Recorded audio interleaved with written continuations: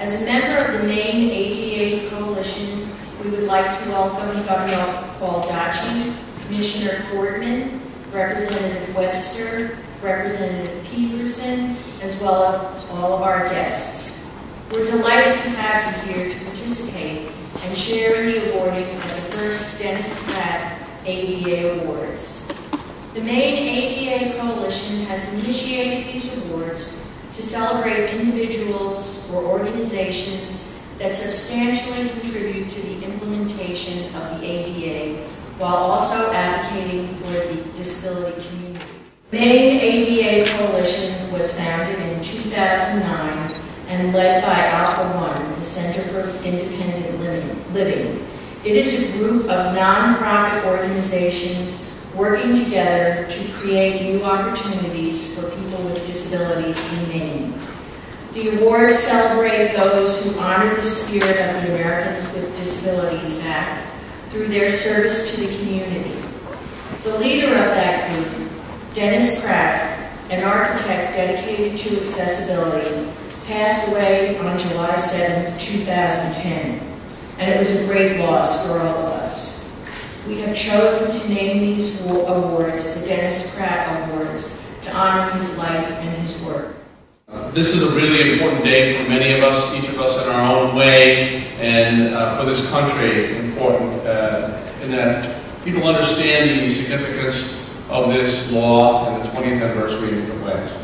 One of the things that's true is that with the passage of this law, it became impossible to ignore a sector of our population. It was a balanced piece of legislation that determined what was essential and not essential regarding accessibility.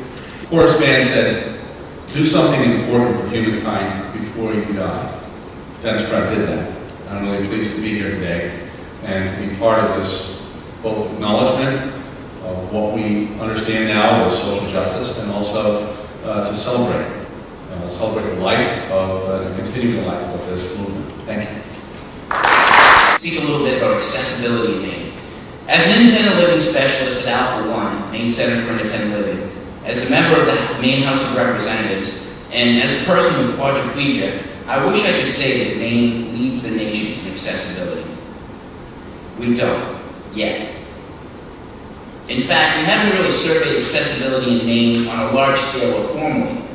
Campaigning in Maine means knocking on doors. It means going door to door in your district, introducing yourself, and asking people one at a time to give you their vote. For elected officials, a vote is almost a sacred thing, and the ask is a great responsibility and a duty. I was struck by the weight of this duty 2 years ago when I first decided to run for office, and am repeating that exercise every day now as I run for re-election. If knocking on doors is the essential task, and it is, what does this mean when an individual is facing a flight of stairs to get to that door? And the more we do these things, the more we're parts of our communities, whether it's through volunteer work, or advocacy work, employment, and participation, the more the whole society will see us as equal participants.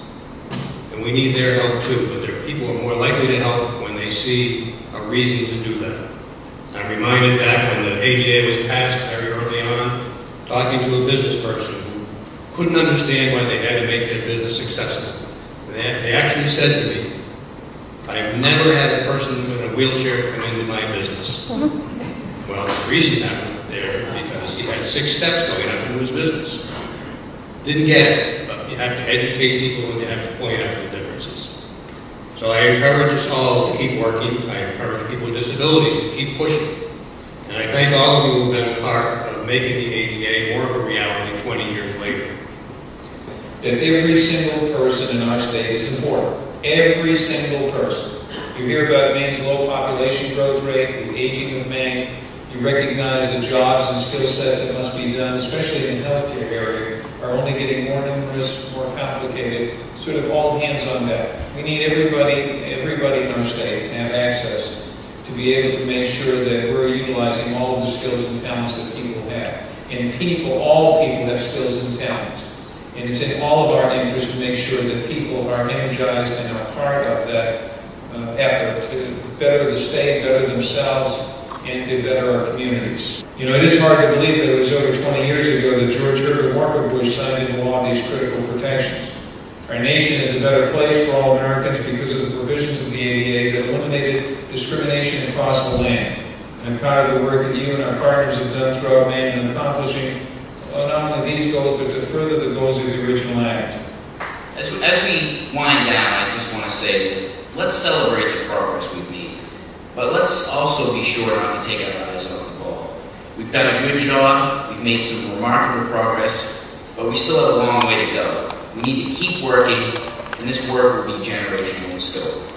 I'm glad we're here today, and I especially want to thank Governor Baldacci for taking the time from his schedule to join us. But again, let's keep working. I think making Maine the most accessible state in the nation is a good goal and worth pursuing.